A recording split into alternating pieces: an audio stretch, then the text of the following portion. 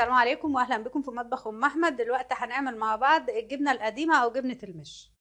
عشان تعملي الجبنه القديمه هتجيبي جبنه قريش وشرش حرقتيه طيبتيه كده على النار بشطه حاميه وملح ومش قديم. هنقلب المش القديم على الشرش اللي احنا حرقناه كده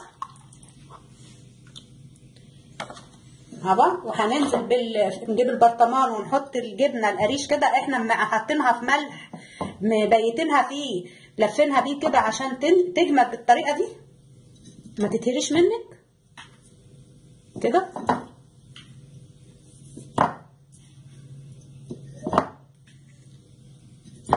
بعد ما حطينا الجبنه في البرطمان كده هنحط معاها قرنين شطه حراقين كده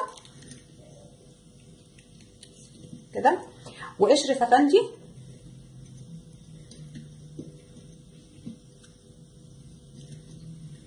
كده، وهنحط شويه حلبه.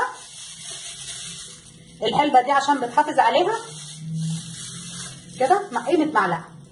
وهنقلب المش كده اللي احنا عملناه عشان ما يتقطعش.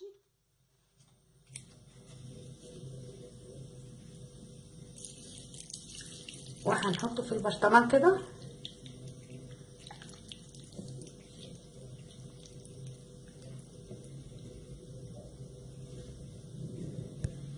بعد ما عبينا المش كده على الجبنه هنحط حبه شطه بودر حراقين كده على الوش عشان بيحفظوا الجبنه كده.